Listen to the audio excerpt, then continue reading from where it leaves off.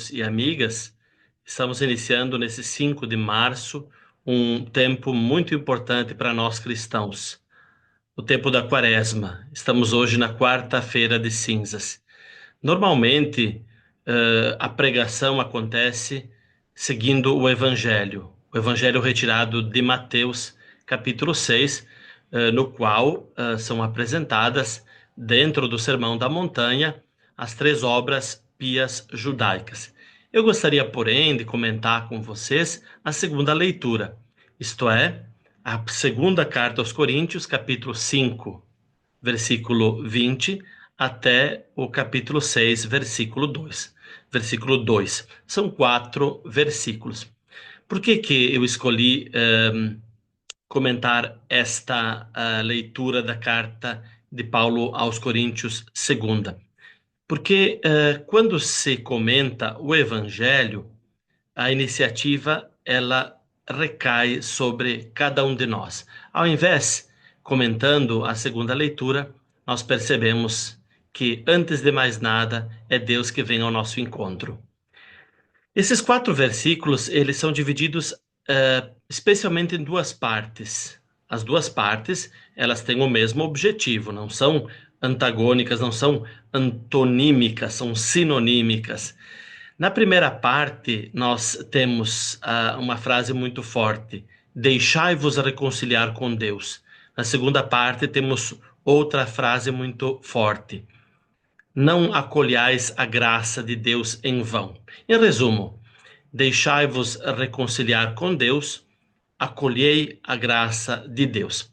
Então veja só, na primeira parte, capítulo 5, versículos de 20 a 22, Paulo utiliza a palavra como embaixadores. Veja, o embaixador, ele não é um mediador, mas ele, quando vai em missão, ele atua como se fosse, aliás, atua como a própria pessoa que o enviou. Quando Paulo, então, diz como embaixadores de Cristo, Paulo, ele quer dizer, eu estou falando como Cristo. A mensagem que os apóstolos anunciam é a mensagem de Cristo. Por isso acolhemos também hoje a pregação que é feita como o próprio Cristo que nos exorta. Quando diz, porém, deixai-vos reconciliar com Deus, aqui tem um detalhe assim muito fundamental. Antes de qualquer obra nossa nessa quaresma, é o próprio Deus que vem até nós. Ele toma a iniciativa e pede para que nós nos deixemos reconciliar com Ele. É a partir daí, é a partir desse Deus que vem ao nosso encontro e depois, como veremos, nos exorta a acolher a graça. É a partir daí que nós então podemos ter a força, a coragem para responder em modo objetivo ao convite de Deus, a graça de Deus. E ali sim, então, o evangelho de hoje é fundamental. As obras pias judaicas, a oração, o jejum e a caridade. Passando para a segunda parte, ou seja, o capítulo 6, de 1 a 2, então, tem aquilo que eu já sublinhei, essa exortação a não acolher a graça de Deus em vão. E, nesse sentido, Paulo utiliza uma palavra assim muito importante também. Aquela palavra, aquele adjetivo que em grego nós dizemos dektos, favorável. E esse favorável, ele é precedido por outra palavra grega muito importante, kairos. Veja, a quaresma é esse tempo favorável, não o tempo do relógio, mas o kairos. Kairos é um momento todo especial. É um momento todo especial.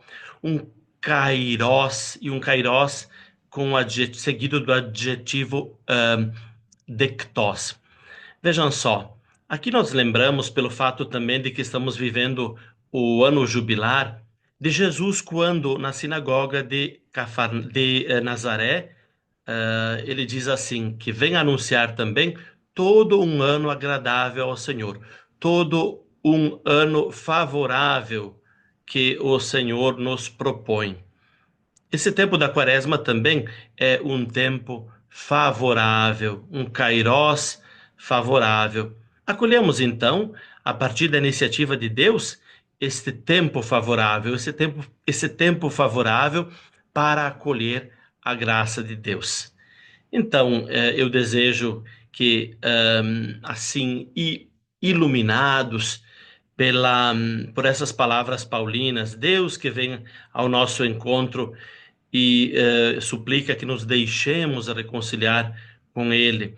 Deus que vem ao nosso encontro e exorta para que acolhamos a graça de Deus, que, motivados nesse modo, então sim respondamos com obras bonitas nesse tempo quaresmal, para fazermos então a sua vontade que vem em favor de cada um de nós e então também em favor dos nossos irmãos e irmãs e também da natureza do cosmos, como nos convida a campanha da fraternidade, que começa também neste dia, fraternidade e a ecologia integral. Desejo a todos um bom dia, uma boa quarta-feira de cinzas e um bom início de quaresma.